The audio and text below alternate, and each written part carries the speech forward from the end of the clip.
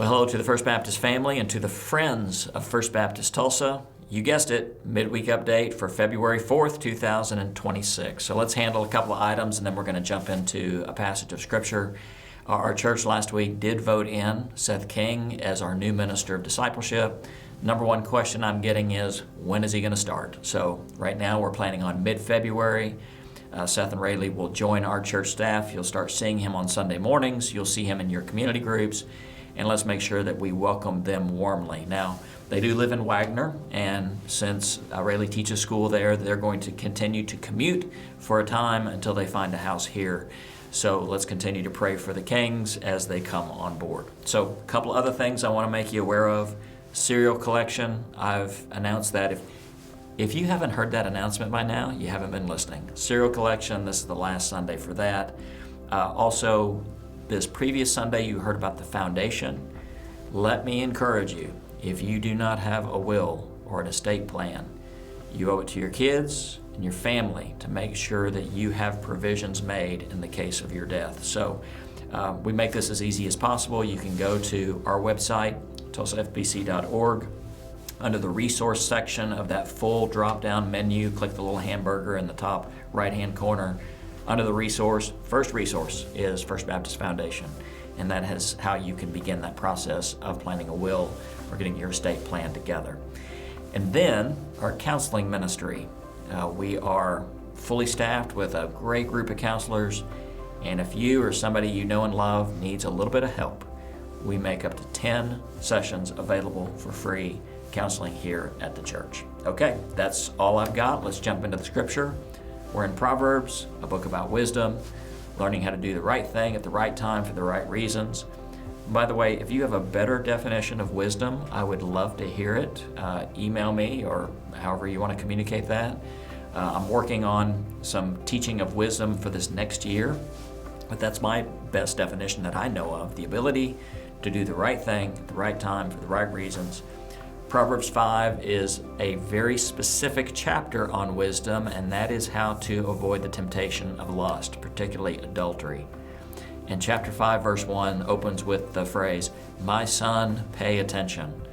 And what I used to do with my kids when I was giving them a little talk, right? I would say their name, and I would wait for them to make eye contact with me. I would just be silent until they looked at me. So that's kind of the feel of Proverbs 5:1.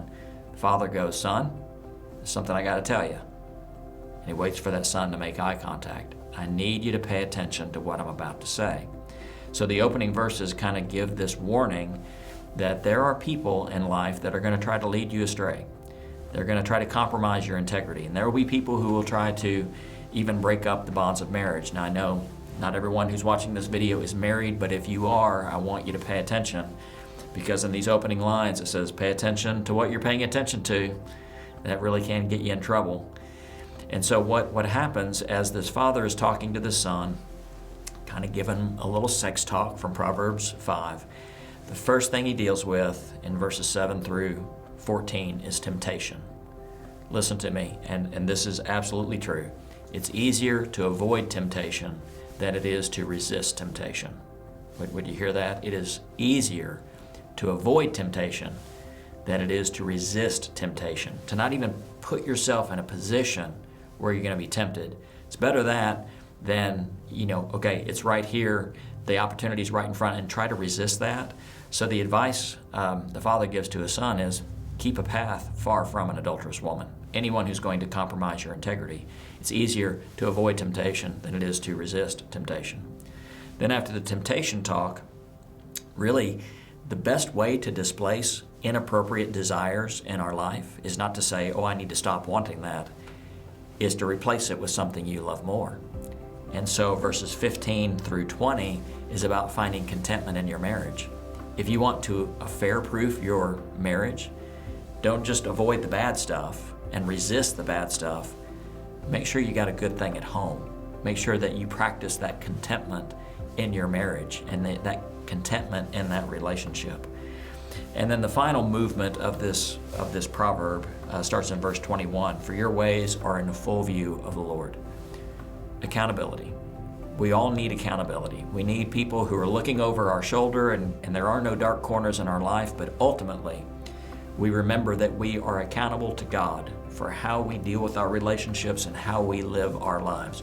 Our lives are in full view of God, and there is no fooling Him.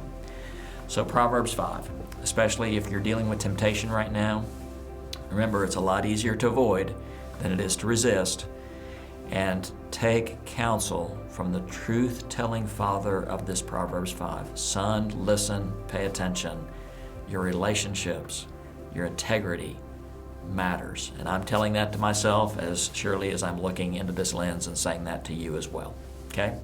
Love being your pastor, love serving you, love serving with you. And may the Lord bless you this week. I'll see you soon. Bye-bye.